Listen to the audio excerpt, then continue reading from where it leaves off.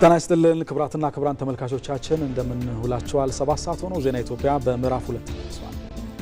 ዜና ኢትዮጵያን እየመራን ደግሞ አሸናፊ እንዳለና ማህሌት ታደለ ቆይታችንን እንቀጥላለን። ተመልካቾች አብራችሁን ሆኑ። የሰዓቱን አበይት ጉዳዮች እናስቀድም።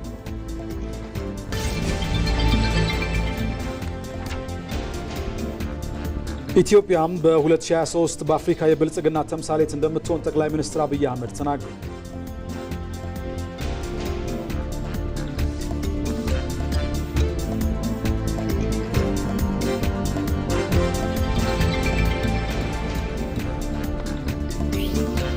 ያለፉ ቁርሾችንና ልዩነቶችን በውይይት እንዲሁም በምክክር መፍታት እንደሚገባ ተጠቆመ።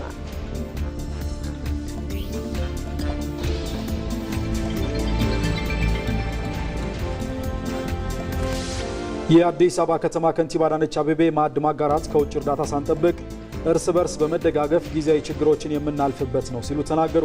ከንቲባዋ በዝቅተኛ የኑሮ ደረጃ ለሚገኙ የከተማዋ የህብረተሰብ ክፍሎች ማዕድ አጋርተዋል።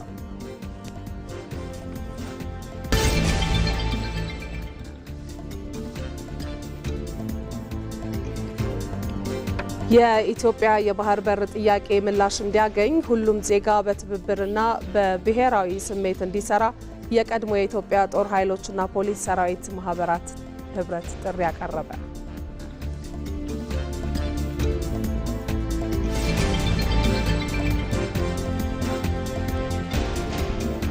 ከስፖርት በ35ኛው የአፍሪካ ዋንጫ ትላንት በተካሄዱ የሩብ ፍጻሜ ጨዋታዎች አስተናጋጇ ሞሮኮና ካሜሩን ወደ ሩብ ፍጻሜው ተሸጋግረዋል።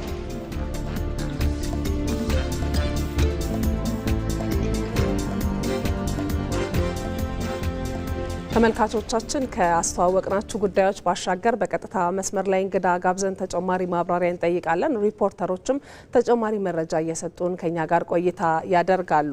ዛሬ ዜና ኢትዮጵያ በአጀንዳነት በሚመለከተውና የሀገራዊ ምክክሩን ጉዳይ በሚመለከተው ጉዳይ ላይ የኢትዮጵያ ሀገራዊ ምክክር ኮሚሽን ኮሚሽነር የሆኑት አምባሳደር መሐመድ ድሪር በቀጥታ መስመራችን ላይ ተገኝተው ተጨማሪ ማብራሪያ ቆየት ብለው የሚሰጡን ይሆናል። በሌላ ጉዳይ ደግሞ ከንቲባ አዳነች አቤቤ በዝቅተኛ የኑሮ ደረጃ ለሚገኙ የከተማዋ የህብረተሰብ ክፍሎች ማዕድ አጋርተዋል። መርሃ ግብሩን ሲከታተል የነበረው ሪፖርተራችን ይመራደምም ወደ በኋላ ተጨማሪ መረጃዎችን ያደርሰናል። የፌዴራል የስነ ምግባርና ጸረ ሙስና ኮሚሽን ከክልል የስነ ምግባርና ጸረ ሙስና ኮሚሽኖች ጋር በመሆን የ2018 የበጀት ዓመት የግማሽ ዓመት አፈጻጸም ላይ ውይይት እያደረገ ይገኛል። ባየሙላት ውይይቱን እየተከታተለ ነው። እሱም ሙሉ መረጃውን ሰዓቱ ሲደርስ የሚያጋራን ነው ይሆናል። ተመልካቾች እስከ ዜናችን ፍጻሜ ድረስ አብራችሁ እንድትቆዩ በአክብሮት ነው የምንጋብዘው። ቀዳሚ የምናደርገው ደግሞ ጠቅላይ ሚኒስትር አብይ አህመድ በትናንትናው ዕለት በኢትዮ ጅቡቲ ባቡር ዋና መስሪያ ቤት በመገኘት የተቋሙን የስራ እንቅስቃሴ ጎብኝተዋል። ጠቅላይ ሚኒስትሩ አብይ አህመድ ያደረጉት ጉብኝት ምን ይመስል እንደነበር በተንቀሳቃሽ ምስል እንከታተለው።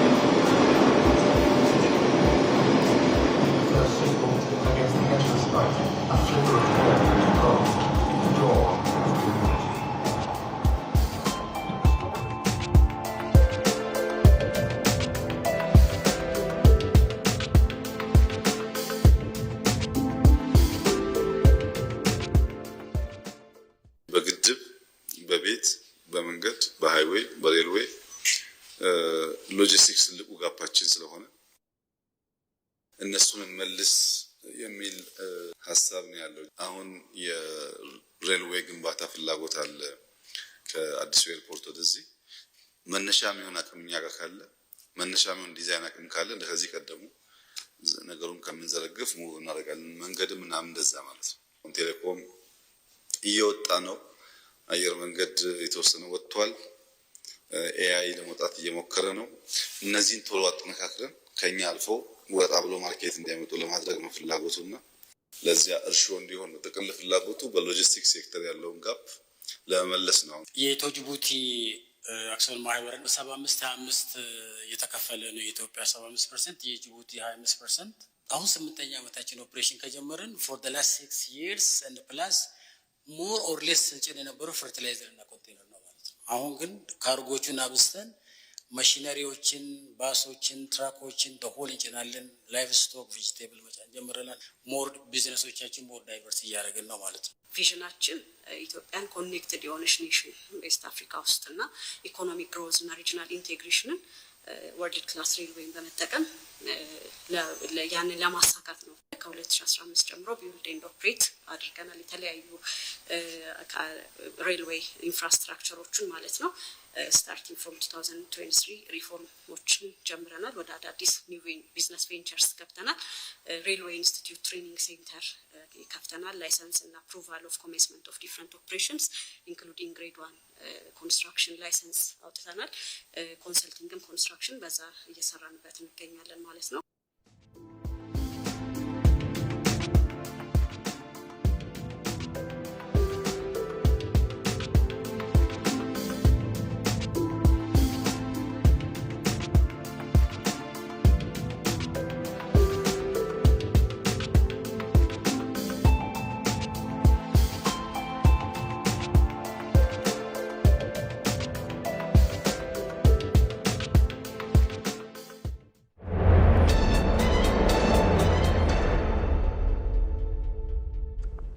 ተመልካቾቻችን ዛሬ በዜና ኢትዮጵያ ሀገራዊ ምክክር ያካሄደ ያለውን ስራ የተመለከተ ጉዳይ ያነሳን ነው ቆይታ የምናደርገው።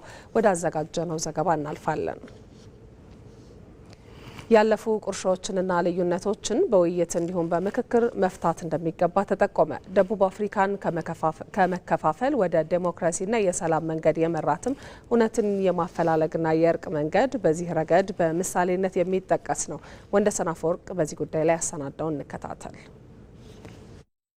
በደቡብ አፍሪካ ምድር የነበረው የአፓርታይድ ስርዓት በዘረጋው ከፋፋይ አገዛዝ ምክንያት ብዙ ሰቆቃዎች ተፈጽመዋል። አፓርታይድ የቃሉ ትርጉም ራሱ መለያየትን የሚሰብክ ነው። ይህ ከፈረንጆቹ 1948 እስከ 1990ዎቹ የዘለቀው ስርዓት የሰው ልጅን በቆዳ ቀለሙ የተነሳ ከፋፍሎ ይመለከታል። በዚያ ዘመን ደቡብ አፍሪካ በቆዳ ቀለም በእጅጉ የተከፋፈለችም ነበረች። በተለይም ጥቁሮች በቆዳ ቀለማቸው የተነሳ ብዙ ግፎች ተፈጽሞባቸዋል። ይህንን ስርዓት የተቃወሙ የሀገሪቱ ውድ ልጆችም በግፍ በእስር ቤቶች እንዲማቀቁ ተደርጓል። ሆኖም ግን በየአቅጣጫው የሚደረገው ትግል በነ ኔልሰን ማንዴላ፣ ስቲቭ ቢኮ፣ ዊኒ ማድዜኬላ ማንዴላ፣ ኦሊቨር ታምቦ፣ ዴዝሞንድ ቱቱ ተቀጣጠለም። በፈረንጆቹ 1990ዎቹ መጀመሪያም ይህ በደቡብ አፍሪካ ልጆች መካከል ልዩነትን የዘራ ስርዓት በውስጥም በውጭም ጫና የተነሳ ተገረሰሰም። ታዲያ ከዚያ የልዩነት ብሎም የግፍ አገዛዝ በኋላ ደቡብ አፍሪካውያን እንዴት ተማምነው በጋራ በሰላም ይኖራሉ የሚለው ጥያቄ መነሳት ጀመረ። ይህም ለሀገሪቱና ለመጻኢ ዕጣ ፈንታዋ ትልቅ ጥያቄ ብሎም ፈተና ነበር። ጨቋኝ ብሎም ከፋፋዩ ስርዓትን ማስወገድ የቻሉት ደቡብ አፍሪካውያን ቀጣይ ዕጣ ፈንታችን ምን ይሁን የሚለው ላይ መስራትን መረጡ። የስርዓቱን መገርሰስ ተከትሎም ስርዓቱ ጥሎ ያለፈውን ጠባሳ መርሳት፣ ሀገራቸውንም ወደፊት ማራመድ የፈለጉት ደቡብ አፍሪካውያን የይቅርታና ምህረትን መንገድ መረጡ። ሀገሪቱም ወደፊት መራመድ ይገባት ነበርና ይህንን ማድረግ የሚያስችል መንገድ ተቀየሰ። በአገሪቱ የመጀመሪያው ጥቁር ፕሬዝዳንት በመሆን ስልጣን የጨበጡት የነጻነት ታጋዩ ኔልሰን ማንዴላና መንግስታቸው የእውነት አፈላላጊና የእርቅ ኮሚሽን እንዲቋቋም አደረጉም። የተፈጸሙ በደሎች ያለ ከልካይ በዝርዝር ቀረቡም። የአፓርታይድ ስርዓት አቀንቃኞችም የተፈጸመውን ግፍ አምነው እንዳይደገም ሲሉም ቃላቸውን ሰጡም። በዚህም የልዩነት የመከፋፈል አካሄዶች ቦታ እያጡ እንዲሄዱ መንገድ ተጠረገም። በሂደቱ ነጭ ቆዳ ላላቸው የደቡብ አፍሪካ ሰዎች የይቅርታ እጆች እንዲዘረጉ፣ ጥቁሮችም ከዚያ ከከፋው አግላይ አካሄድ እንዲላቀቁ ሆነዋል። በቆዳ ቀለም የተቃርኖ መንገድ ላይ ቆሙትን ለበቀል የሚፈላለጉትን ወደ አንድ በማምጣትና ድልድይ በመሆንም ኔልሰን ማንዴላም የነጻነትና የይቅርታ ምልክት መሆን ችሏል። Whites ነጭ የቆዳ ቀለም ያላቸውም ደቡብ አፍሪካውያን ናቸው። ደህንነታቸው የተጠበቀ መሆኑ እንዲሰማቸው እንፈልጋለን። ለዚች ሀገር እድገት ያበረከቱትን አስተዋጽኦም እናደንቃለን። ኔልሰን ማንዴላ በተደጋጋሚ በንግግሮቻቸው እንዳነሱት አዲሲቷ ደቡብ አፍሪካ በጥሩ መንገድ ትጓዝ ዘንድ ነጩም ጥቁሩም ሁሉም ደቡብ አፍሪካዊ የበኩሉን መጫወት ይኖርበታል። ለዚህ ደግሞ ከእርስ በርስ ጦርነትና ግጭት በመውጣት ንግግርና ድርድርን መምረጥ ግድ ይላል። ይህ የተሻለ መጻኢን ጊዜ ለመፍጠርም ብቸኛው መንገድ ነው። ማንዴላ በፈረንጆቹ 1990 ከእስር ከተፈቱ በኋላ ባደረጉት ንግግርም ደቡብ አፍሪካ ወደፊት ትራመድ ዘንድ አንድነትና ምክክር እንደሚያስፈልግም ተናግረው ነበር። የደቡብ አፍሪካው የእርቅ መንገድ እጅግ ፈታኝና ከባድ ቢሆንም ሀገራቸውን ወደ ዴሞክራሲና የሰላሙ መንገድ እንዲመሩ ግን አስችሏቸዋል። አፓርታይድን አምርረው ሲፋለሙ የነበሩት እነ ሊቀ ጳጳስ ዴዝሞንድ ቱቱ የሚመሩት የእውነት አፈላላጊና እርቅ ኮሚሽንም በዚህ ረገድ ትልቅ ሚናን ተጫውቷል። ብዙዎች እንደሚሉት የደቡብ አፍሪካው መንገድ እውነትንና እርቅን ለሚሹ በውይይትና ምክክር ሀገራቸውን ወደፊት ማራመድ ለሚፈልጉ ሁሉ ትልቅ ምሳሌ ነው። በኢትዮጵያ ምድር ዜጎችን ከሚያቀራርቡ ይልቅ የሚያራርቁ ትርክቶች፣ ዋልታ ረገጥ እይታዎች አየሩን ተቆጣጥረውት ቆይተዋል። ከአንድነት ይልቅ ልዩነቶች ተሰብከው ሀገራዊ መግባባት መፍጠር ሳይቻልም ቆይቷል። ይህም በዜጎች መካከል ከመቀራረብ ይልቅ መራራቅን እንዲሁም መጠራጠርን ዘርቷል። ታዲያ ይህንን መቀየር የሚያስችል በሀገሪቱ የታዩ የቆዩ ልዩነቶችን መቅረፍ፣ ጽንፍ የረገጡ አተያዮችንም ወደ መሃል ማቅረብ የሚያስችል ምክክር እየተደረገ ነው። ሀገራዊ የምክክር ኮሚሽን ሲቋቋምም ራዕይ አድርጎ የተነሳው እጅግ መሰረታዊ በሚባሉ ጉዳዮች ላይ ሀገራዊ መግባባት ተፈጥሮ ማየት ነው። የምክክሩ ሂደትም የልዩነት ምንጭ ሆነው የቆዩ አጀንዳዎች ያለመከልከል ለውይይትና ምክክር የቀረቡበት ነው። በዚህ ምክክር አሸናፊ የሚሆኑት ደግሞ መላው ኢትዮጵያውያን ናቸው። እዚህ ጉዳይ ላይ እንቆያለን። ተጨማሪ ማብራሪያ እንዲሰጡን በመግቢያችን ላይ አስተዋወቅናችሁ እንግዳ በቀጥታ መስመራችን ላይ ይገኛሉ። እንግዳችን የሀገራዊ ምክክር ኮሚሽን ኮሚሽነር አምባሳደር መሐመድ ድሪር ናቸው። አምባሳደር ለጊዜዎት ከልብ ነው የምናመሰግነው። በቀጥታ ወደ ጥያቄ ልግባና ችግሮቻቸውን በምክክር የፈቱ ሀገራትን ተሞክሮ ስንመለከት ነበር በዘገባው ላይና ኢትዮጵያ ከዚህ ምን ልትማር ይገባል የሚለው ላይ እስቲ ትኩረት ያድርጉልን። በቅድሚያ እንግዲህ ህዝበ ክርስቲያኑ ወደ ገና በዓል እየገባ ስለሆነ እንኳን ለገና በዓል አደረሰን እላለሁ። ሌሎች በዓላትም የተከታተሉ እንደሚመጡ ተስፋ አድርጋለሁ።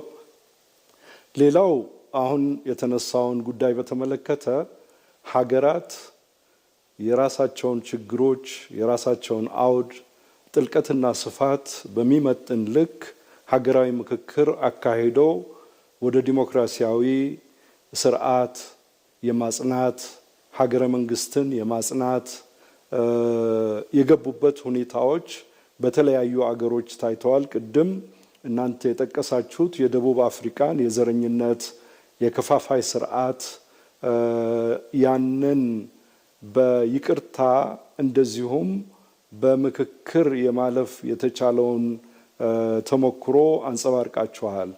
እንግዲህ በኢትዮጵያ ውስጥ የዘር ልዩነት ወይም የቀለም ልዩነት የለም። በእኛ አገር ያለው የብዝሃነታችንን የባህል፣ የሃይማኖት እና የተለያዩ ብዝሃነቶቻችንን የምናስተናግድበት መንገድ ጠፍቶን እየተተረማመስን ባለንበት ወቅት እንገኛለን። እነዚህ ለዘመናት ተንከባለው የመጡ ችግሮች አሉን፣ አሁናዊ ችግሮችም አሉ። ስለዚህ በዚህ ልክ ይሄንን ችግር ለመፍታት ለብዙ ጊዜያት ሀገራዊ ምክክር ይደረግ የሚለው ጥያቄ በፖለቲካ መሪዎች፣ በልሂቃን እንደዚሁም በህዝቡ በታዋቂ ግለሰቦች ሲነሳ የነበረ ጉዳይ ነበረ። አሁን ላይ ቆመን ደግሞ መልካም አጋጣሚው የኢትዮጵያ ሀገራዊ ምክክር ኮሚሽን ተመስርቶ ስራውን ደፋ ቀና እያለ እያከናወነ ይገኛል። ይሄም ማለት በሀገራችን ወደ ግጭት እንድናመራ ወደ አልተገባ የክፋት ጥግ የወሰዱንን ችግሮች፣ አጀንዳዎች ለይተን ከህዝቡ በማሰባሰብ የሲቪል ማህበራት፣ የፖለቲካ ፓርቲዎች፣ የመንግስት የተለያዩ ተቋማት፣ የህብረተሰብ ክፍሎችን ባማከለ መልኩ ይሄንን አሰባስበናል። እነዚህን አጀንዳዎች ለይተን ደግሞ ቀርጸን ለህዝቡ ይፋ የምናደርግበት ጊዜ እየተቃረበ ስለሆነ ችግሮቻችንን እንደ ኢትዮጵያውያን ሰከን ብለን በምክክር በውይይት የምንፈታበት ጊዜ ተቃርበዋል። ይህ ማለት በአፈሙዝ በግጭት በጦርነት የምናገኘው ፋይዳ የለም። ይሄንን መንገድ ሞክረን አይተነዋል። ከዛ የወረስነው የሰው ህይወት መጥፋት፣ መፈናቀል፣ የመሰረተ ልማት ውድመት፣ የኢኮኖሚ መዳሸቅ እንደዚሁም ኢትዮጵያ ያላትን ቁመና በሚገዳደራት መልኩ ችግሮች ተከስተዋል። ከነዚህ መውጣት የምንችለው በአንድና በአንድ መንገድ ብቻ ነው። ይኸውም ሀገራዊ ምክክሩን አሳታፊ፣ አካታች፣ ሀገራዊ ጥቅምን ባከበረ መልኩ ስርዓተ መንግስቱንና ሀገረ መንግስትን በሚያጠናክር መልኩ በህዝብና በመንግስት መካከል ደግሞ መተማመንን በሚፈጥር የመመካከርን ባህል ደግሞ ለቀጣይ ለትውልድ የሚያወርስ አካሄድ ተከትለናል ማለት ነው። መልካም አምባሳደር፣ ምናልባት ሀገራዊ ምክክሩ ኢትዮጵያ የምታስበውን ብልጽግና እንድታሳካ ከዛም ባለፈ ደግሞ በአፍሪካም ይሁን በዓለም አቀፍ ደረጃ ተጽዕኖ ፈጣሪነቷን ከፍ ለማድረግ ምን አይነት አበርክቶ ይኖረዋል የሚለውን ሀሳብ ብናነሳው ደግሞ ኢትዮጵያ ያለችበት ስትራቴጂያዊ ቦታ ጂኦግራፊያዊዋ የሚገልጸው በተለያዩ የቀጠናው አገራት ኢትዮጵያን የሚመስሉ ሌሎች ወንድሞቻችን፣ እህቶቻችን፣ ህዝቦች አሉ። ድንበር ተሻጋሪ የሆኑ ማለት ነው። ስለዚህ የኢትዮጵያን ችግር ፈተን ስንጨርስ የአፍሪካ ቀንድ ችግርም አብሮ ይፈታል የሚል ጽኑ እምነት አለን። ሌላው ሀገራዊ ሰላም ስለሚረጋገጥ በምክክሩ ይህ ለኢኮኖሚያዊ ልማት ለእድገታችን ከፍተኛ አስተዋጽኦ ያስገኛል። የባህር ጥያቄያችን የሌሎችን ባህር ፍላጎት ሳይሆን የራሳችንን የሆነውን ያጣነውን መልሶ የማግኘት ጥያቄ መሆኑ ሊሰመርበት ይገባል። ይሄም ለሀገራዊ እድገት ከፍተኛ አስተዋጽኦ ያደርጋል ብለን እናምናለን። በመጨረሻም እንደው አጠር አድርገው ቢያነሱልን፣ አሁን ወደ መጨረሻ ምዕራፍ ላይ እንደደረሰ ይታወቃል የሀገራዊ ምክክሩና እንደው እስከዛሬ በተደረጉ አጠቃላይ የቅድመ ስራዎች ውስጥ በእርግጥም ኢትዮጵያውያን ችግሮቻቸውን በውይይት ለመፍታት ፍላጎት እንዳላቸው የሚያሳዩ ናቸው የሚለውን እስኪ አጠር አድርገው ቢያነሱልን። ይህ አጠራጣሪ አይደለም።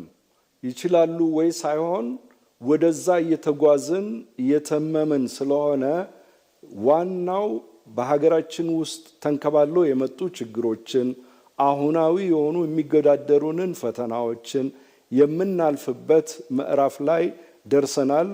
ከክልሎች ከከተማ መስተዳድሮች ማለትም አዲስ አበባን፣ ድሬዳዋን ጨምሮ ሁሉንም አጀንዳዎች አሰባስበን ይዘናል። አሁን የቀረን የትግራይ ክልልም ስራው ይከናወናል ብለን ተስፋ እናደርጋለን። ስለዚህ ኢትዮጵያውያን በተለያዩ አካባቢዎች ስንንቀሳቀስ ያየነው የሰማነው ወይም የዳሰስነው እውነታ ኢትዮጵያውያን ጦርነት፣ ግጭት ሰልችቶናል፣ ሰላምን እንሻለን፣ ችግሮቻችንን በምክክር እንፈታለን የሚል የጋራ መስማማቶች እንዳሉ ተረድተናል። ወደ አውዱ ሲመጣ ደግሞ በሰከነና በሰለጠነ መንገድ ኢትዮጵያውያን ችግሮቻቸውን ይፈታሉ ብለን እናምናለን። መልካም፣ እጅግ በጣም እናመሰግናለን። የኢትዮጵያ ሀገራዊ ምክክር ኮሚሽን ኮሚሽነር አምባሳደር መሐመድ ድሪር በቀጥታ መስመራችን ስለተገኙም ስለሰጡንም ማብራሪያ እናመሰግናለን። መልካም ቀን። እኔም አመሰግናለሁ። መልካም ቀን፣ መልካም በዓል።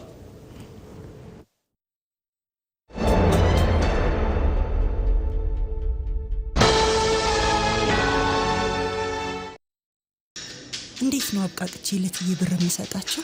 ዶሮ ብገዛ፣ ሽንኩርት 10 ኪሎ፣ እንቁላል 30፣ የልጆች ልብስ ብገዛ ይሄም አይበቃ። በዓላት ደስታም ኃላፊነትም ይዞ ይመጣል። እንቁላሉ ይቆይ፣ ቅቤ 1 ኪሎ፣ ሽንኩርት 5 ኪሎ፣ ዶሮ ብገዛ እንደዚህም አይሆንም።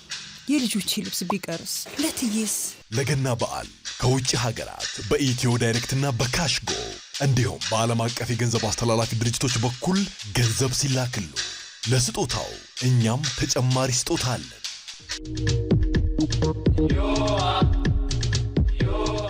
ከወዳጅ ዘመድ ጋር ካሎት በፍቅር ሲጋሩ ምርቃት ጨምረን እንኳን አደረሳችሁ እንላለን።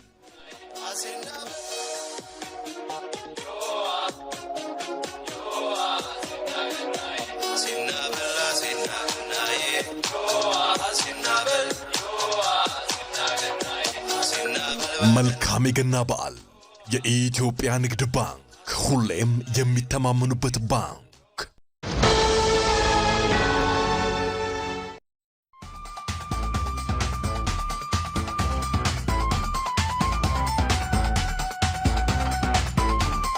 የኃይል አቅርቦት ትምህርትን፣ ጤናንና በየአካባቢው ያሉ የሥራ ዕድሎችን ለማሻሻል የሚያስችል አቅም ነው። አሁን ላይ በርካታ መኖሪያ ቤቶችና የንግድ አካባቢዎች የኃይል ተጠቃሚዎች ሆነዋል። መብራት ሕይወት ነው የሚባለውም ለዚህ ነው።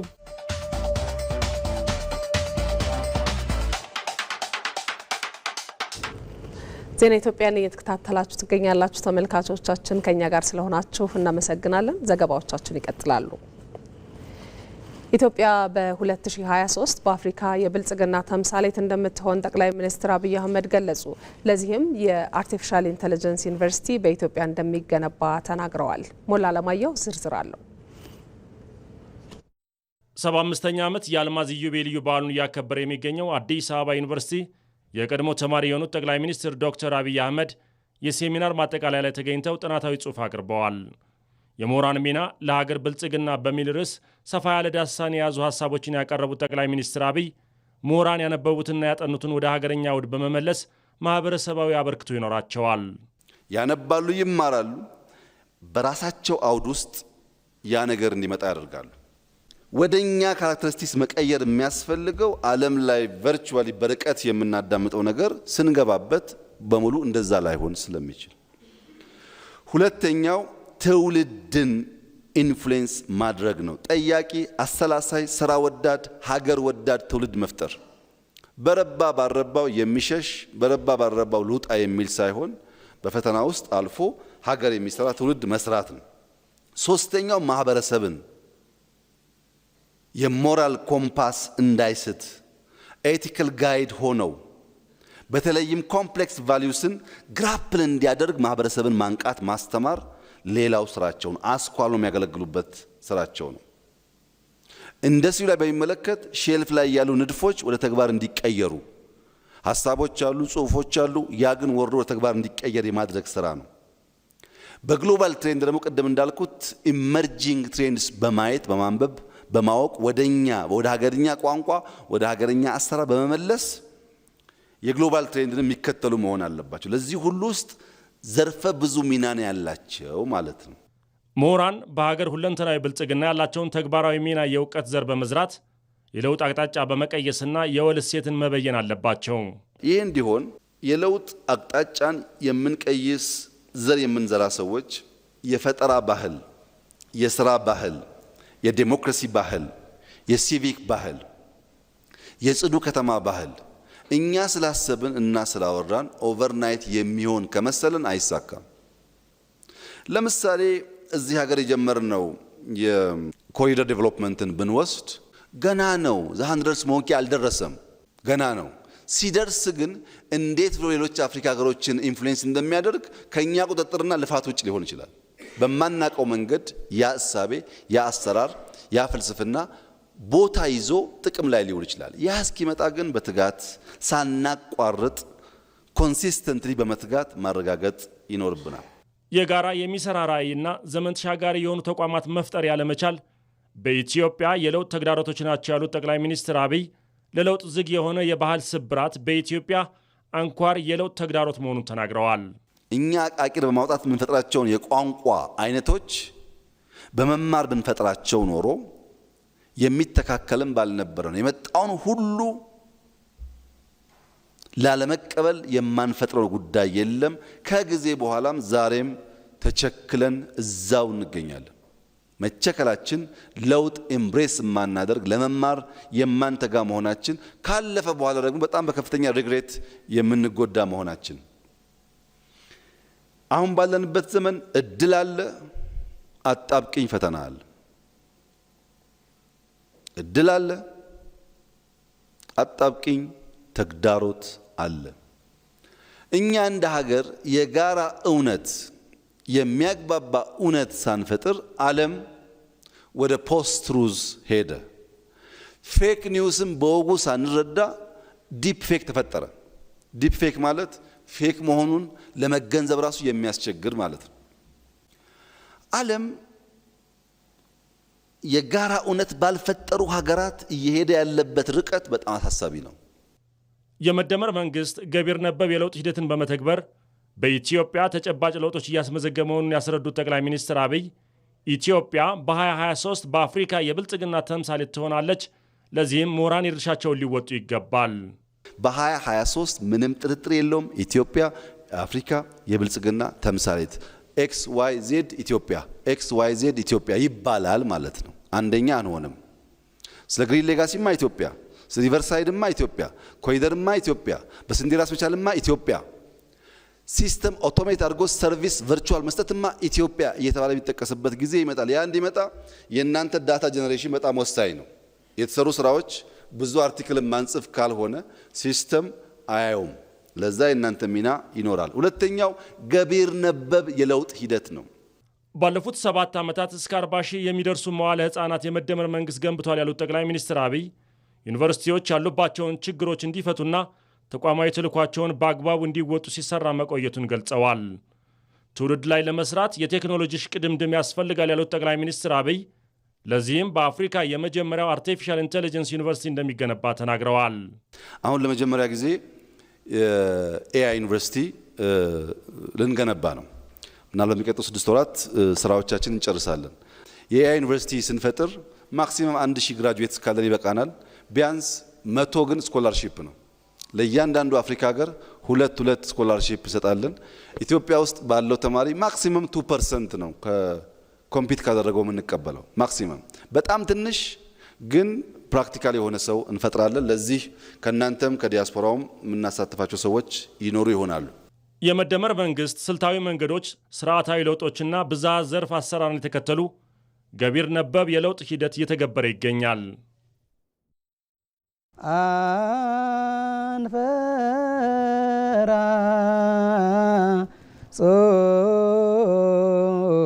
ሰባ ሰገል የሰው ልጆች እንዴት እንደገና ወደ እግዚአብሔር ሊመለሱና ህብረት ሊያደርጉ ይችላሉ የሚለውን እግዚአብሔር መልስ የሰጠው ይመጣል አዳኝ ይመጣና አማኑኤል የሆነው ያድናቸዋል።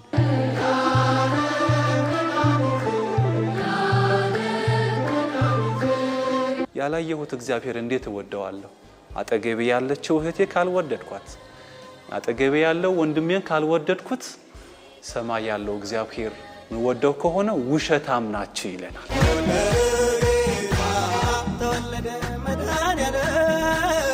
እርሱ በእግዚአብሔር መልክ ሲኖር ሳለ እግዚአብሔርነትን እንደመቀማት ሳይቆጥር የባሪያን መልክ ይዞ መጣ።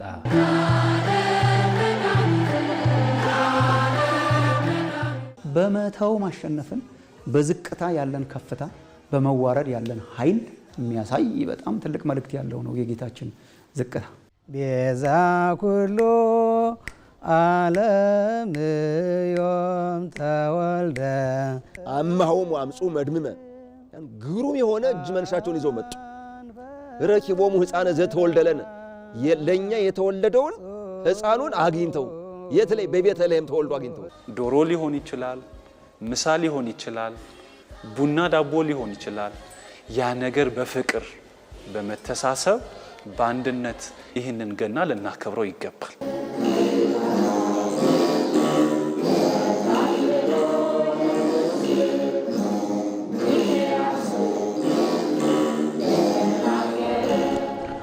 ተመልካቾች ዜና ኢትዮጵያ ቀጥሏል። አሁን ደግሞ ሪፖርተሮቻችን በቀጥታ መስመሮች ላይ ተገኝተው ተጨማሪ መረጃዎችን ወደሚያጋሩባቸው ጉዳዮች ነው የምናልፈው።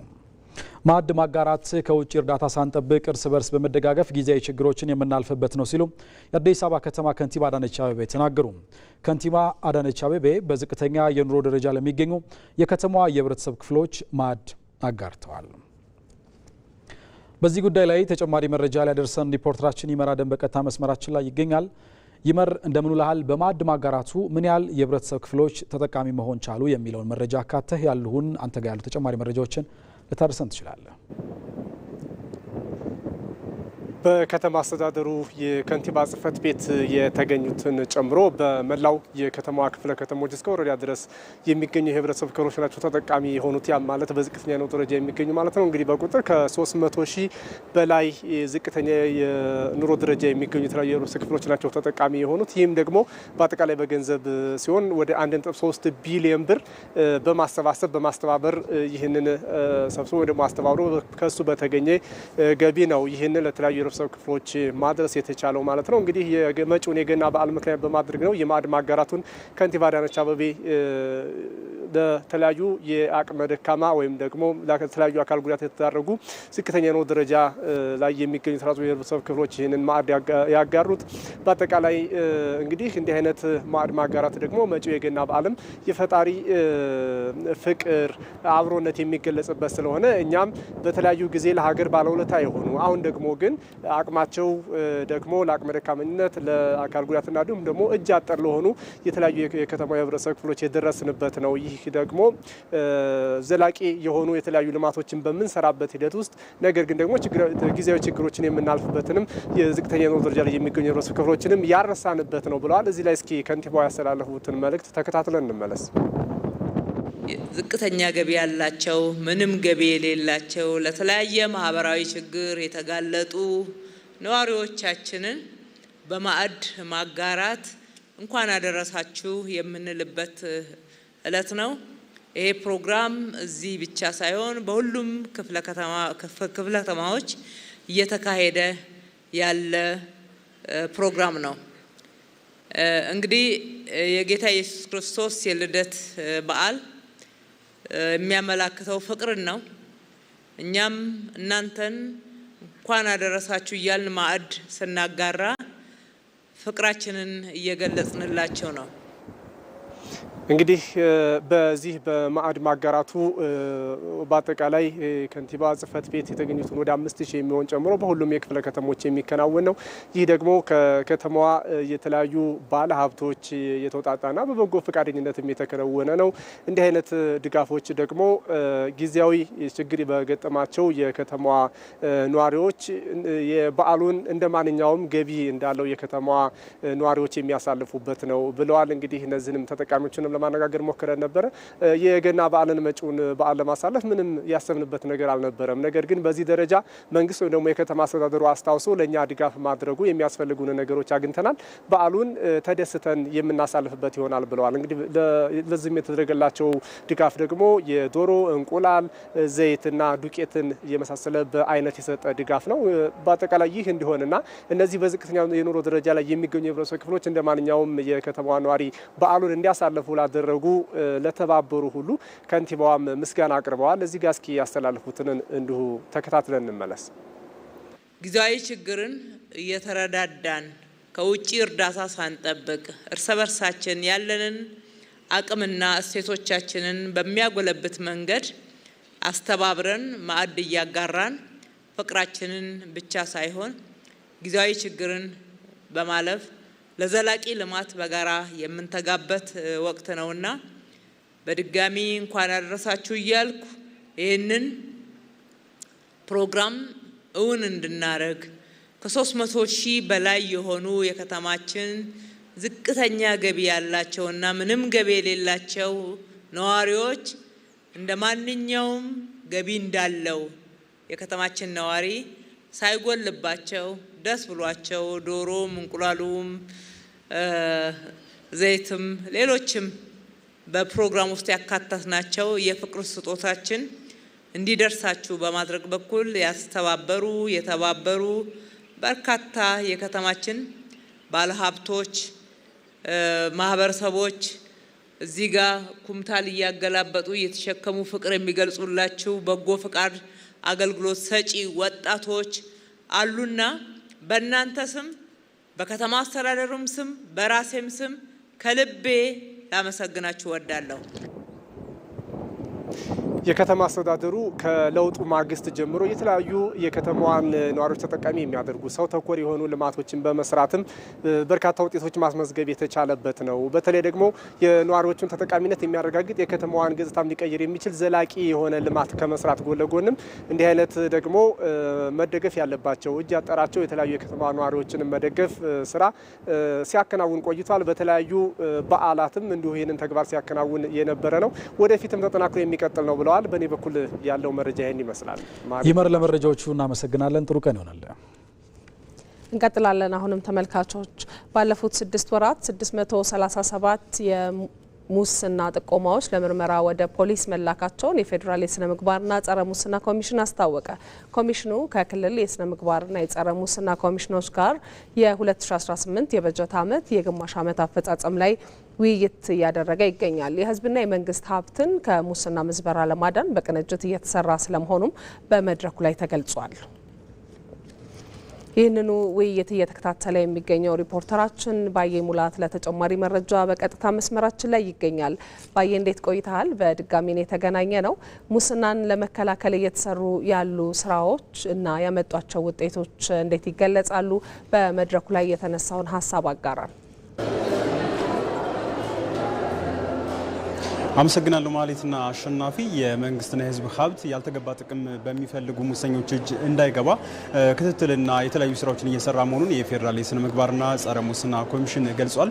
ኮሚሽኑ ዛሬ ከክልል የስነ ምግባርና ጸረ ሙስና ኮሚሽኖች ጋር የ2018 በጀት ዓመትን የግማሽ ዓመት አፈጻጸም እየገመገመ ነው የሚገኘው። አንቺን በመግቢያሽ እንደጠቀስሽው በዚህ ደግሞ የተለያዩ ስራዎች እየተሰሩ ነው የሚገኙት። በተለይም ደግሞ ሙስና እንዳይፈጸም ሙስናን የሚጠየፍ ትውልድ ለመፍጠር ወይም ደግሞ ለሙስና ምቹ ያልሆነ ማህበረሰብ ለመፍጠር የተለያዩ ስራዎች እየተሰሩ መሆኑ ነው የተገለጸው።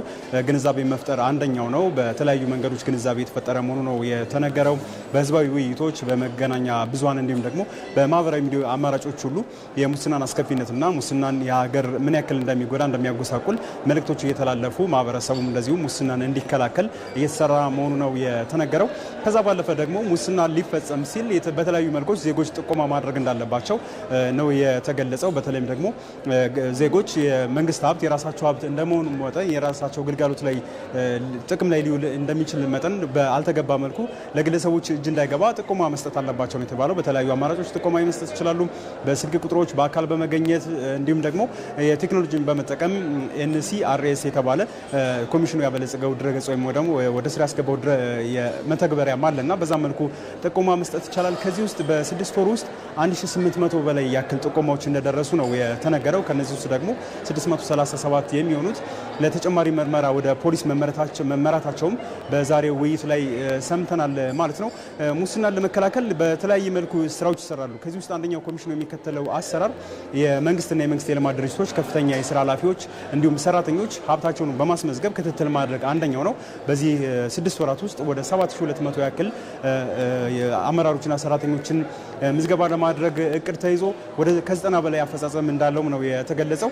እንግዲህ በተለይ አመራሩ ሀብቱን በማስመዝገብ ለተባባሪ መሆን እንዳለበት፣ ሙስናን መከላከል እንዳለበት በዚህ መድረክ ተነግሯል ማለት ነው። ከዛ ባለፈ ግን ዜጎች ጠንካራ ክትትል በማድረግ ጥቆማ በማድረግ የራሳቸውንም የመንግስትንም ሀብት ሊጠብቁ እንደሚገባ በውይይቱ ተነግሯል።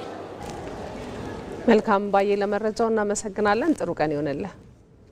ተመልካቾች አሁን ደግሞ በዝርዝር ወደ ምንመለከታቸው ጉዳዮች ተመልሰናል።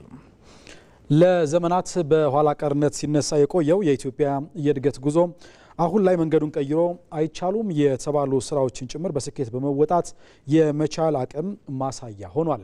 የሰው ከመመልከት ወደ ራስ አቅም በማተኮር የኢትዮጵያን ከፍታውን የሚያደርጉ ስራዎችም ታይተዋል። የኢትዮጵያ የመቻል አቅም ማሳያ የሆነው ኤሮ አባይ የድሮን ማምረቻ የማንሰራራቷ ዘመን አንድ እርምጃ ሆኗል። አጥፍተው የሚጠፉ ድሮኖችን በስፋት ከማምረት ባለፈ የድሮን ቴክኖሎጂ በኢትዮጵያ የተለያዩ ዘርፎችን አቅም ለማሳደግ ያለው አበርክቶ ከፍተኛ እንዲሆንም እያደረገ ይገኛል። ህይወት አበበ ተጨማሪ አዘጋጅታለች። የድሮን ቴክኖሎጂ ሳይንሳዊ ልብ ወለድ መሆኑ አብቅቶ በኢትዮጵያ ዲዛይን የሚደረግ የሚመረትና ጥቅም ላይ የሚውል ሆኗል። ይህም እውቀት አቅምና ኢንዱስትሪን ለመገንባት ሁነኛ ሚናን ይጫወታል። ይህ ሀሳብ እድገት ሀገር በቀል አካታችና ዘላቂ መሆን አለበት ከሚለው የመደመር መንግስት እሳቤ ጋር በቀጥታ ይዛመዳል። ኢትዮጵያ በአርቲፊሻል ኢንተለጀንስ እና የሳይበር ደህንነት ላይ የተለየ ትኩረት ማድረግ የሀገር ሉዓላዊነትን ለመጠበቅና ዘመናዊ ሀገርን ለመገንባት ያለመ ነው። መፍጠን፣ መፍጠርና መዝለል። ኢትዮጵያ አዳዲስ ቴክኖሎጂዎችን በመቀበል በፍጥነት በመተግበርና ወቅቱን የዋጀ ውሳኔዎችን በመወሰን ላይ ትገኛለች። በተመሳሳይ ጊዜም የሀገር ውስጥ ፈጠራን እና ጠንካራ ተቋማትን መገንባት ላይ ያተኩራለች። ሌላኛው ከነበረው ኋላ ቀርነት በመላቀቅ ለውጥን መቀበል፣ ወደፊት መዝለል ነው። እነዚህ ጥረቶች ሀገራዊ እድገት በፍጥነት በፈጠራና በድፍረት ከማምጣት አልፈው በአንድነትና በጋራ ኃላፊነት ሀገርን መምራት የሚለውን የመደመር መንግስት ሀሳብ የሚያንጸባርቁ ናቸው። ኢትዮጵያ ወሳኙን ምዕራፍ ድሮን የሚያመርተውን ተቋም በመገንባት ጀምራለች። ይህ ተቋም ጥናትና ምርምርን ያከናውናል፣ ድሮኖቹን ያመርታል፣ እንዲሁም ፈጠራ ላይ ትኩረቱን ያደርጋል። በኢትዮጵያ የድሮን ቴክኖሎጂ ሀገርን ከጠላት ለመጠበቅ የሚያስችል አቅምንም ይፈጥራል። እንግዲህ ዩኤቪ እዚህ ኢንሳ ይመረታል፣ አየር ኃይል ይመረታል፣ በኒስ ይመረታል። ብዙ ቦታ ነው የምናመርተው። ካፓሲቲያቸው ይለያያል። በእርሻ ያመጣነው ውጤት፣ በማይኒንግ ያመጣነው ውጤት በእንደዚህ ያለ አቅም ካልተደገፈ ብዙ ባንዳና ባዳ ባለበት ከባቢ ላይ አቅም ወሳኝ ነው። አቅም ከሌለ ማስጠበቅ ያስቸግራል። አጥፍተው የሚጠፉ ድሮኖች በከፍተኛ ቁጥር እያመረትን እንገኛለን። እነዚያ ድሮኖች በስዋርም መልክ የሚደረጉ ውጊያዎች ካሉ ወደ ታርጌት ሄደው አሁን ባደጉት ሀገራት እንደምንሰማው የጠላትን ስብስብ ሊያጠፉ ይችላሉ። ለግብርናው ዘርፍ የሚያበረክተው አስተዋጽኦም ምርታማነትን ያሳድጋል። ይህም የምግብ ሉዓላዊነትን ማረጋገጥ መቻልና የገጠር መዘመንን ይደግፋል። እነዚህ ደግሞ የመደመር መንግስት ባህሪያት ናቸው። በጤናው ዘርፍ እንዲሁ ድሮን ለመድኃኒት አቅርቦትና ለድንገተኛ አደጋዎች የሕክምና ቁሳቁሶችን ለማድረስ ያግዛል። በተለየ መንገድ መሰረተ ልማት በማይደርስባቸው የገጠር አካባቢዎች ጊዜንና አቅምን ከመቆጠብ አልፎ ክቡሩን የሰው ልጅ ሕይወት ይታደጋል። ሌላኛው ቁልፍ ነገር ስልጠናና የአቅም ግንባታ ነው። ወጣት ኢትዮጵያውያን የድሮን ኦፕሬተሮችና ቴክኖሎጂውን የሚገነቡ መሐንዲሶች በመሆን ይሰለጥናሉ። ይህም የስራ ዕድል ይፈጥራል፣ በራስ አቅም ያለውን ተሰጥኦም ያሳድጋል። የመደመር መንግስት የሰለጠነ የሰው ሀብት ለሀገረ መንግስት ግንባታ መሰረት ነው ብሎ ያምናል። ከጥቂት ዓመታት በፊት ዩኤቪ መታጠቅ ሳይሆን መግዛት ፈተና ነበረብን። ገዝተን መጠቀም ከቻልን በኋላ በተለያየ ደረጃ ማምረት የምትችል ሀገር ናለች። የምናመርታቸውም በውስን ቦታ የታጠሩ ሳይሆኑ ለኮመርሻል ፐርፐዝ የሚውሉ፣ ለሰርቪላንስ ፐርፐዝ የሚውሉ፣ ለኦፕሬሽን ፐርፐዝ የሚውሉ በጣም በርካታ ድሮኖች እያመረትን ነው። እነዚህን የኢትዮጵያን ሕልውና የኢትዮጵያን ሉዓላዊነት የሚገዳደር አደጋ ሲመጣ ቴክኖሎጂውን በመጠቀም ያ የጀመርነውን ብልጽግና ለማስጠበቅ የምናውልበት ቱል ይሆናል ማለት ነው። የድሮን ቴክኖሎጂ የአካባቢ ጥበቃንና መሰረተ ልማትን ያሳድጋል። በአደጋ ጊዜ ፈጣን ምላሽ ለመስጠትም ያስችላል። የግድ በሳይንስና በቴክኖሎጂ መመራት አለበት የሚለውን ሀሳብም የሚደግፍ ነው። የድሮን ቴክኖሎጂ ግንባታ ሀገር የመገንባትን ጥረት አንድ አካል ነው። መንግስት፣ ዩኒቨርሲቲዎች የኢንዱስትሪ ዘርፉንና የወጣት ኃይሉን በአንድነት እንዲሰራም ያግዘዋል። የድሮን ቴክኖሎጂ የሚበሩ ማሽኖችን ከመመልከት የተሻገረ ብሔራዊ አንድነትን ለመገንባት የሚያስችል ነው። ኢትዮጵያ ፈተናዎቿን እየተሻገረች በሚገባት የከፍታ ልክ ለመቀመጥ በጀመረቻቸው የሪፎርም ስራዎች የአትችልም ትርክትን በመስበር የማንሰራራት ዘመኗን ማጣጣም ጀምራለች። የታላቁ የኢትዮጵያ ህዳሴ ግድብ ደግሞ የከፍታዋና የማንሰራራቷ ጅማሮ ሆኗል። ከህዳሴ ግድብ በኋላም የጀመረቻቸው ግዙፍ የሚባሉ ፕሮጀክቶች የማንሰራራቷ ማሳያ እየሆኑ መጥተዋል። ነጻነት ፍቅሩ በዚህ ጉዳይ ላይ ያሰናዳችኋል።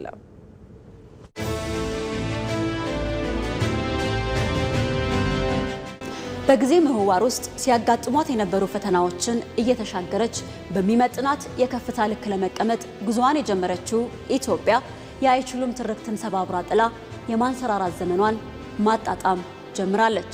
ታላቁ ህዳሴ ግድብን እውን አድርጋ አትችም የተባለችበትን የታሪክ አጥር ሰብራ መቻሏን ደግሞ ለዓለም አሳይታለች። ጥቁሮች እንደምንችል፣ ጥቁሮች እንደምናሳካ በጥቁር ዘር ታሪክ የመጀመሪያው ታላቅ ስራ ህዳሴ ነው። መፈጸም ማስፈጸም ይቻላል የሚለው ነገር ህዳሴ ያስተምሯል። ለዚህ ነው አንዳንዶቹ በመልእክቶቻቸው ይሄ የፓን አፍሪካን ግድብ ነው እያሉ የሚያነሱትና ስለዚህ ይቻላል የሚለው መንፈስ ለአፍሪካውያን በትክክል አስተምሯል። የህብረ ብሔራዊ አንድነትና የማንሰራራቷ ዘመን ማሳያ የሆነው ታላቁ የኢትዮጵያ ህዳሴ ግድብ በተለይም በቀጠናው የጂኦፖለቲካ የበላይነቷን ያስረገጠ ሆኗል። በጣም ኢንተረስትድ የሚያደርግ ምንድነው? ከዚህ በኋላ ኢትዮጵያውያንን በከፍታ ነው የምናገኛቸው። ከዚህ በኋላ የሚያቆማቸው ምንም አይነት ኃይል እንደማይኖር አይተናል እና ኢትዮጵያውያን የቀጣዩ ክፍለ ዘመን ታላቅ አገራት ይሆናሉ። ይሄ በጣም ገጽታ ለውጥ ነው። ህዳሴን ገንብታ ያጠናቀቀችው ኢትዮጵያ ኢንዱስትሪዎቿን በበቂ ታዳሽ ኃይል የምታንቀሳቅስ የቀጠናው የኃይል ማዕከል እንዲሁም የውሃ ሀብቶቿን በፍትሃዊነት መጠቀም እንደሚቻል ደግሞ አዲስ ልምምድን የፈጠረች አድርጓታል። አንድ ጠብታዋ ከተነካች ወዮላችሁ እየተባለ በአደባባይ ሲነገር የነበረበት ሁኔታ ነው ያለው እና ከዛም በላይ አልፎ እንግዲህ 74 ቢሊዮን ሜትር ኩብ ውሃ ይዘናል። ከዲፕሎማሲ አንጻር አሁን ትልቁ ፈተና ታልፏል ብዬ ነው የማምነው። ተጠናቀው ወደ ስራ የገቡ ግዙፍ የማዕድን ፋብሪካዎችና በግንባታ ላይ የሚገኙ የማዳበሪያ ነዳጅና ኒውክለር መሰል ፕሮጀክቶች ኢትዮጵያ የእውነትም እያንሰራራች መሆኑን በዓለም አደባባይ የሚመሰክሩ ሆነዋል። ለዚህ ስኬት ደግሞ ከሀገር በቀል የኢኮኖሚ ሪፎርም ጀምሮ እስከ ተሟላ ማክሮ ኢኮኖሚ ትግበራ ድረስ ያዘለቀው የመደመር መንግስት ማሻሻያዎች ከስብራት አገግማ ወደ ብርሃናማው ዘመን ጉዞዋን እንድታፋጥን አድርጓታል።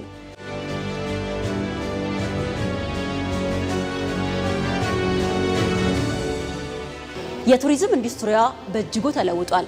ከጎርጎራ እስከ ወንጪ፣ ከአላላኬላ እስከ ቤኑና፣ ከጨበራ ጩርጩራ እስከ ንጋት ሐይቅ ድረስ የኢትዮጵያን ከፍታ የሚመጥኑ የቱሪስት መዳረሻ ቦታዎች ለምተዋል። እነዚህ የተሰሩ ግዙፍ ፕሮጀክቶች በገበታ ሸገር ለሀገር ለትውልድ እንዲሁም አሁን የህዳሴ ግድብ የኢትዮጵያ የባንዲራ ፕሮጀክት ነው። የነበረው ውጣ ውረድ ያለፈበት መንገድ የተሰራበት የኪነ ህንፃ ዲዛይንና ጥበብ እና በውስጡ የያዘው ማሲቭ የሆነ የውሃ አቅም ስናይ በራሱ አንድ መዳረሻ ነው፣ መጎብኘት የሚችል ነው። ከሱ ጀርባ የተፈጠረው የንጋት ሐይቅ ስናይ በጣም ግዙፍ ሐይቅ ነው። ሰው ሰራሽ ሐይቅ የተፈጠረ በተለያየ ፍላጎት ከወጣት እስከ አዋቂ በተለያየ ትምህርት ባክግራውንድ የኢኮኖሚ ባክግራውንድ ያሉ ዜጎች በቀላሉ የሀገር ውስጥም የውጭም ኢትዮጵያን መርጠው እንዲጎበኙ የሚያስችል አቅም የፈጠሩ ናቸው፣ ማግኔት ናቸው ማለት ነው። በዲፕሎማሲ ካየ ነው አጀንዳ ሴት የምናደርግበት ትልቅ ኮንፈረንስ ኢትዮጵያ ውስጥ እያመጣን ነው። ስለዚህ እንደ አንድ ሶፍት ፓወር የዲፕሎማሲ ቱል እየተጠቀምንበት ነው እና የሀገራችን አጠቃላይ ከፍታ አቧራ ለብሰው ተደብቀው ተረስተው የነበሩትን ከማልማት የኛን ዘመን የሚመጥኑ አዳዲስ መዳረሻዎችን ሰርቶ እስከ ማለፍ ታሳቢ ያደረገ ስለሆነ የኢትዮጵያን ከፍታ በዛ ልክ ያሳያል። ለኢትዮጵያ ፕሮስፔሪየስ የሆነች ሀገር እንድትሆን ደግሞ ትልቅ ፋይዳ ፈጥሯል ብዬ ነው ማምነው። በዚህና በአየር ንብረት ጥበቃ ላይ ከተሰሩ የአረንጓዴ አሻራ ስራዎች ጋር ተደምሮ ኢትዮጵያ የኮፕ 32 ጉባኤን እንድታሰናዳ አስመርጧታል። Hearing no objections, it is so decided.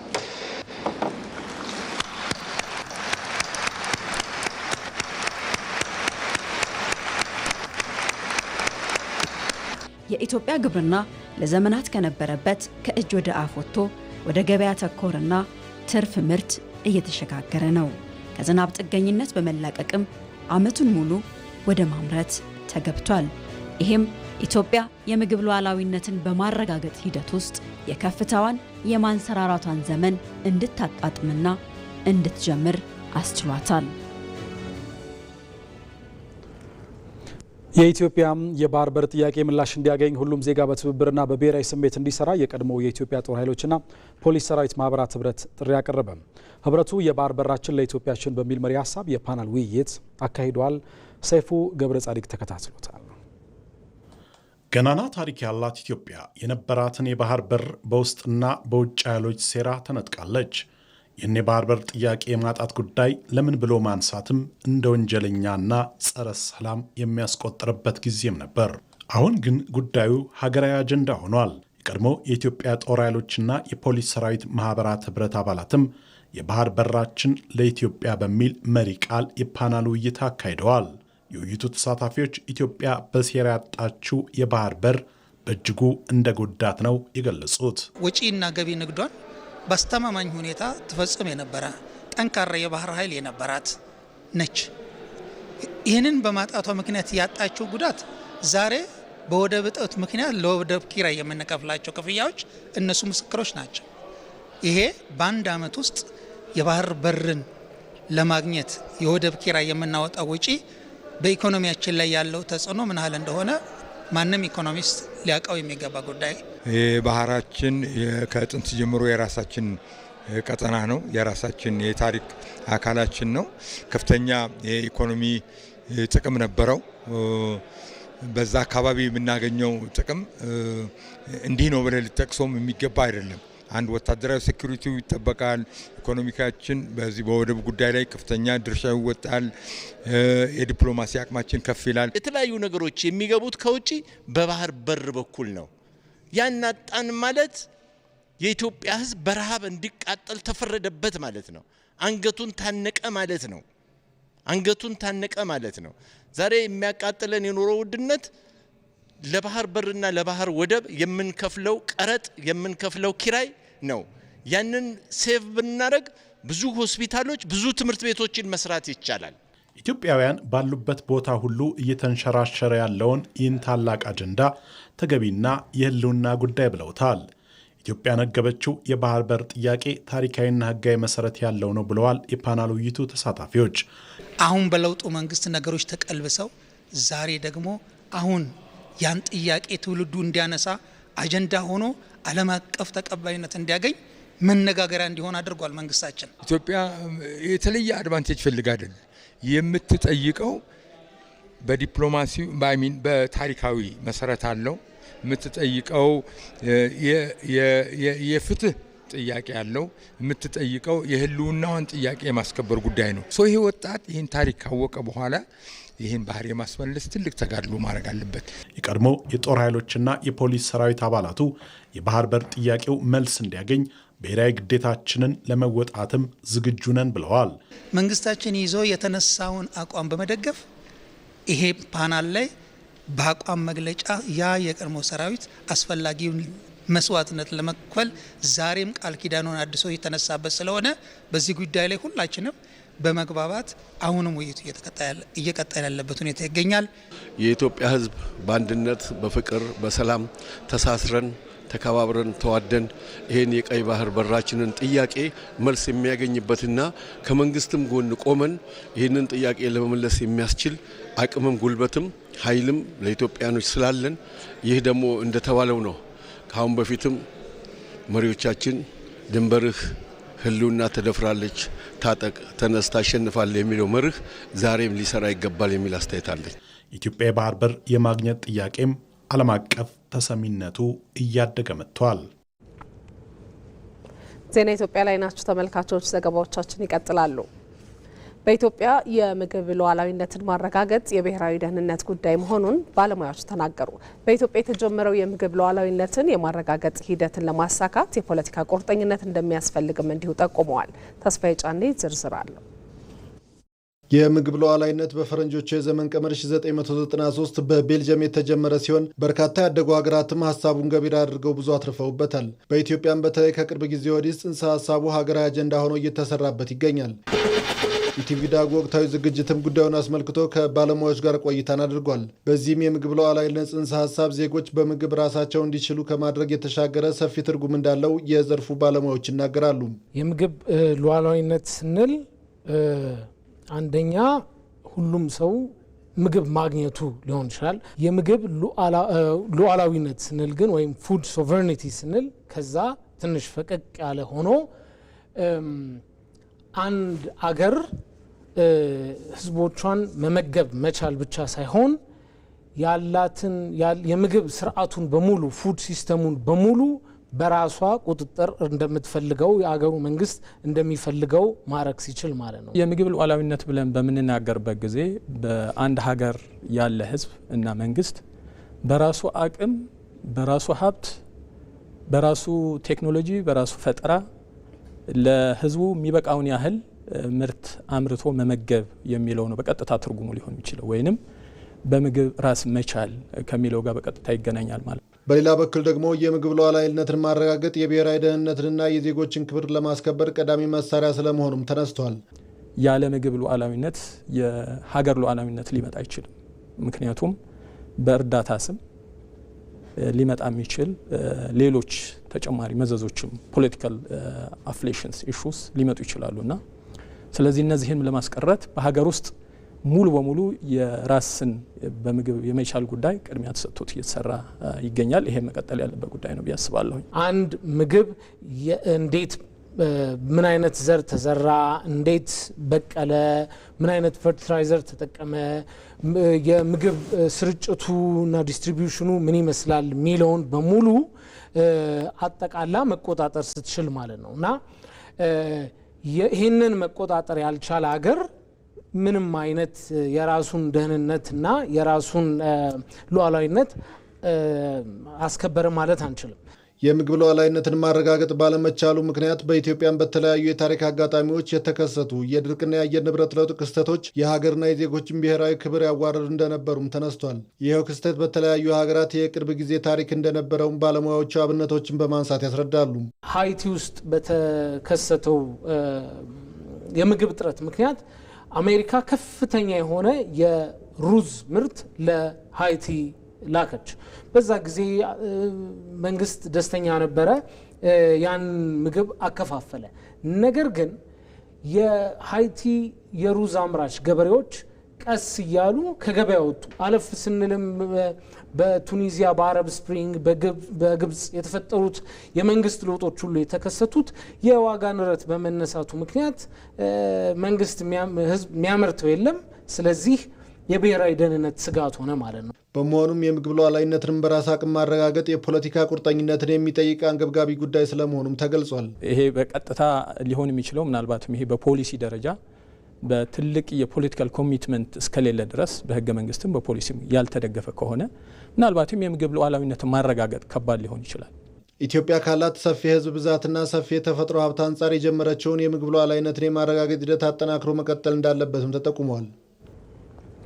ምርቶችን በስፋትና በተመጣጣኝ ዋጋ እያገኘን ነው ሲሉ ሸማቾች ተናገሩ። ህዳሴ ገበያ የገና ኤክስፖ 2018 በኤግዚቢሽን ማዕከል እየተካሄደ ነው።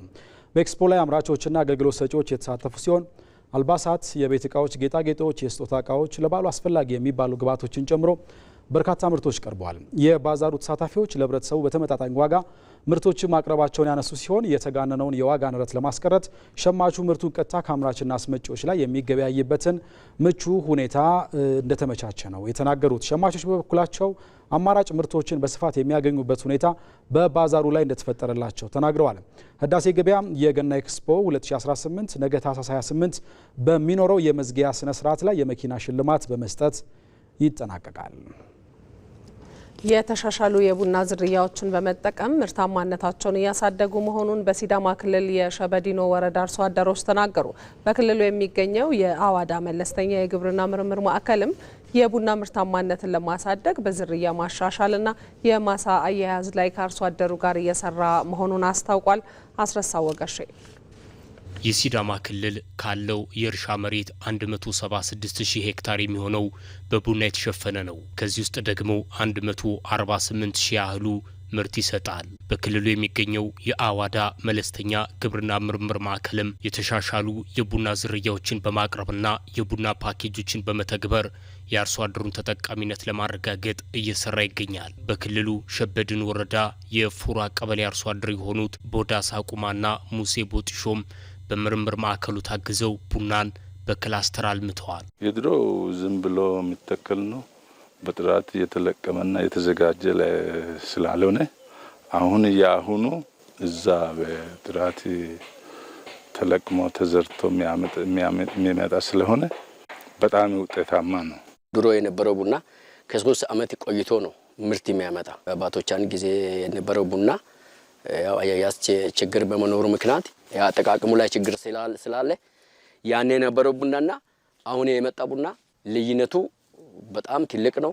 በሲዳማ ክልል ያለውን ሰፊ የቡና ሽፋን ወደ ተጨባጭ ጥቅም ለመቀየር በዝርያ ማሻሻልና በማሳ አያያዝ ላይ የተሰራው ስራ ውጤት ማምጣቱንም በወንዶ ገነት ግብርና ምርምር ማዕከል የግብርና ምርምር ኤክስቴንሽን አስተባባሪው ዋሲሁን አለምኑ ይገልጻሉ።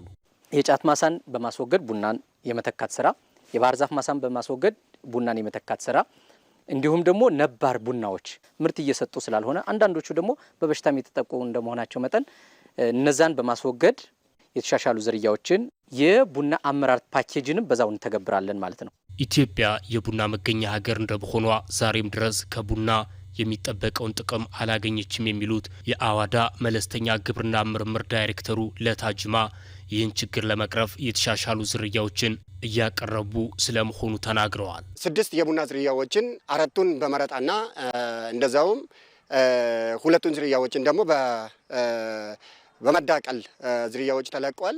በኢትዮጵያ ባለፉት ዓመታት በቡና ምርት በሄክታር 7 ኩንታል ብቻ ይገኝ የነበረ ሲሆን አሁን ላይ በምርምር የፈለቁ ዝርያዎችን በመለየት በሄክታር እስከ 28 ኩንታል መድረስ ስለመቻሉም ከኢትዮጵያ ግብርና ምርምር ኢንስቲትዩት የተገኘው መረጃ ያመላክታል። የሀላባ ብሔረሰብ ዘመን መለወጫ መንገሳ ሴራ በዓል አብሮነት የሚጠናከርበት በዓል መሆን ተጠቆመ። የሀላባ ብሔረሰብ ዘመን መለወጫ መንገሳ ሴራ በዓል በሆሳና ከተማ ተከብሯል። አስረሳ ወገሽ የሀላባ ብሔረሰብ የዘመን መለወጫ መንገሳ ሴራ በዓል ሴራ በዓላችን በህብር የመቻል አቅም ማሳያ በሚል መሪ ቃል ከፍተኛ የመንግስት የስራ ኃላፊዎችና የብሔረሰቡ ተወላጆች በተገኙበት በሆሳና ከተማ ተከብሯል። በበዓሉ ላይ የተገኙት በማዕከላዊ ኢትዮጵያ ክልል በምክትል ርዕሰ መስተዳድር ማዕረግ የመሰረተ ልማት ክላስተር አስተባባሪና የክልሉ ትራንስፖርትና መንገድ ልማት ቢሮ ኃላፊ ዶክተር መሐመድ ኑርዬ በውስጡ የተለያዩ ስርዓቶች ያሉትን የሴራ በዓል የሀላባ ማህበረሰብ ለዘመናት ጠብቆ በማቆየት ህብረቱን እያጠናከረበት ነው ብለዋል። በዓሉ በየዓመቱ በታህሳስ ወር በብሔረሰቡ መጠሪያ መንገሳ መጨረሻ ላይ የሚከበር ነው። እኛ ሀላባዎች በህብረት የመቆም ፋይዳው ትልቅ መሆኑን ሕያው ምስክሮች ነን። ተባብረን በርካታ ልማቶችን እውን አድርገናል። የመደጋገፍና የመተባበር ተምሳሌት በሆነው የሚሻላ እሴታችን ህዝባችንን ለሚያጋጥሙ ማህበራዊ ቀውሶች መፍትሄ እያበጀን እንገኛለን። የሀዲያ ዞን ዋና አስተዳዳሪ አቶ ማቴዎስ አንዮ በበኩላቸው የሴራ በዓል ከዞኑ አልፎ የአጎራባች ህዝቦች አንድነታቸውን የሚያጠናክሩበት በዓል እየሆነ መምጣቱን ተናግረዋል። ስለ ሀላባ ሴራ በዓል ስናከብር ከበዓልነት አልፎ የህዝባችን አንድነት፣ አብሮነት፣ ወንድማማችነት፣ መደማመጥ፣ መተባበር ይህን በዓል ስናከብር አንድነታችን፣ መቻቻላችንን በተለይም የብሔር ብሔረሰቦች መቻቻል፣ የሃይማኖት መቻቻል ለማንሳት ነው። የበዓሉ ተሳታፊዎችም ሴራ ህብረታችንን የምናጠናክርበት በዓል በመሆኑ ለቀጣዩ ትውልድ በአግባቡ እንዲተላለፍ መሰራት አለበት ብለዋል። ትስስራችን፣ አብሮነታችን፣ አንድነታችን እጅ ለእጅ ተያይዘን አንድ ሆነን መጎዘን ልማታችንንም ሌሎችንም ከዚህ በፊት የነበረው ትስስር አብረን አሁን መቀጠል እንፈልጋለን፣ መስራት እንፈልጋለን። ሴራ በዓል ለሀላባ ትልቅ ትርጉም ያለው ነው። ከዘመን መለወጫነት ባሻገር ልጆች ወደ ወጣትነት የሚሸጋገሩበት ሁሉም ደግሞ የሚገናኝበት ትልቁ በዓላችን ነው። ሀበይ ወገሪቲን ይልሽይኒ የሀላባ ብሔረሰብ የዘመን መለወጫ መንገሳ ሴራ በዓል የማጠቃለያ መርሃ ግብር ከቀናት በኋላ በሀላባ ዞን ቁሊቶ ከተማ እንደሚከበርም ተመላክቷል። በመጨረሻም የስፖርት ዜና በ35ኛው የአፍሪካ ዋንጫ ትናንት ምሽት በተካሄዱ የሩብ ፍጻሜ ጨዋታዎች አስተናጋጇ ሞሮኮና ካሜሩን ወደ ሩብ ፍጻሜው ተሸጋገሩ። ምስራቅ አፍሪካዊቷ ሀገር ታንዛኒያና ደቡብ አፍሪካ ተሰናብተዋል። እድሪስ አህመድ ዝርዝር አለው። በመጨረሻም ባፋና ባፋናዎቹ ከአፍሪካ ዋንጫ ድል ተናጥበው ከ3 አስርታት ለላቀ ጊዜ እንደቆዩት ሁሉ አሁንም ለተጨማሪ ዓመታት እንደሚቀጥሉ ያረጋገጠ ሽንፈት ትላንት ምሽት ደርሶባቸዋል። የሁጎ ብሩሷ ደቡብ አፍሪካ ይህን ታሪክ የመፋቅ ተስፋ እንዳላት የተወሰኑ ግምቶች፣ የአሰልጣኟ ሁጎ ብሩስ በተደጋጋሚ የሚሰነዘሩ የድል ከኛ ጋር ናት ሀሳቦች ከጨዋታው በፊት ተደጋግመው ተነስተዋል። ሆኖም ትላንት በራባቱ አልባሪድ ስታዲየም ከማይበገሩት አናብስት ፊት ሞገሳቸው የተገፈፈ ሆነው ነው የታዩት። የዴቪድ ፔጓ ካሜሩን ከ2017 ድሏ በኋላ ወደ 6ኛ የአፍሪካ ሻምፒዮንነት አንድ እርምጃ ተጠግታለች። ጁኒየር ቻሜዶና ክሪስቲያን ኮፋን የካሜሩንን የማሸነፊያ ግቦች ያስቆጠሩ ተጫዋቾች ናቸው። ደቡብ አፍሪካዎቹ ውጤቱን ለመቀልበስ እስከ መጨረሻዎቹ ደቂቃዎች ያደረጓቸው ሙከራዎች የተሳኩ አልሆኑም። የኤቪደንስ ማጎፓ የ88ኛ ደቂቃ ግብም ቢሆን ከሽንፈት የታደጋት አልሆነም። በአስቸጋሪ ሁኔታዎች ውስጥም ቢሆን በጠንካራ የቡድን ስራችን ያሳካነው ድል ልዩ ደስታ ፈጥሮብናል ያሉት የካሜሩኑ አሰልጣኝ ዴቪድ ፔጎ ሲሆኑ ባይገባንም አቅደን የመጣ ነው ለዚህ ባይሆንም የህይወት አንድ አካል ነው የሚለው የደቡብ አፍሪካ አሰልጣኝ ሁጎ ብሩስ የድህረ ጨዋታ ሀሳብ ሆኗል። ሞሮኮ የ1976ቱን የአዲስ አበባውን ብቸኛ አፍሪካ ዋንጫ ድሏን ከ49 ዓመታት በኋላ ልደግም በምድሯ የጀመረችው መንገድ ምስራቅ አፍሪካዊቷን ሀገር ከውድድሩ በማስወጣት አንድ ወደፊት ብሏል። የአትላስ አናብስቱ በዚህ ሻምፒዮና ለመጀመሪያ ጊዜ በአሽራፍ ሀኪሚ አምበልነት እየተመሩ ወደ ሜዳ በገቡበት ጨዋታ የግብ መንገዱን የጀመሩት 15ኛው ደቂቃ ላይ እስማኤል ሳቢሪ ባስቆጠራት በተንቀሳቃሽ ምስል ዳኝነት የተሻረች ግብ ነበር። 64ኛው ደቂቃ ላይ ግን ከአሽራፍ ሀኪሚ የተሰጠውን ኳስ ወደ መረብ የሸኘው ብራሂም ዲያዝ ሞሮኮን ወደ ሩብ ፍጻሜ አሻግሯል። ይህች ግብ የሎስ ብላንኮቹን ተጫዋች በ4 ግቦች የሻምፒዮናውን ኮከብ ግብ አግቢነት እንዲመራ ያስቻለችም ሆናለች። የምስራቅ አፍሪካ ሌላኛው ተሰናባች ሀገር ታንዛኒያ አሰልጣኝ ሚጌል ጋሞዲ እስካሁን ባደረግነውና በሆነው ሁሉ ደስተኛ ነኝ፣ ወደፊትም ከዚህ በተሻለ መንገድ እንደምንቀጥል ተስፋ አደርጋለሁ ያሉ ሲሆን ዋሊድ ረግራጉ የመጣንበት መንገድ ቀላል ባይሆንም አሁንም ወደ መጨረሻው ድል ግስጋሴያችንን እንቀጥላለን ብለዋል። በምሽት የጥሎ ማለፍ ጨዋታዎች ድል የቀናቸው ብሔራዊ ቡድኖች ካሜሩንና ሞሮኮ በሩብ ፍጻሜው የሚጫወቱ ይሆናል። ተመልካቾች ከ6 ሰዓት አንስቶ በቀጥታ ስርጭት ወደ እናንተ ሲደርስ የቆየው ዜና ኢትዮጵያ ከመላው ኢትዮጵያ በተከታተላችሁት መንገድ ተጠናቋል።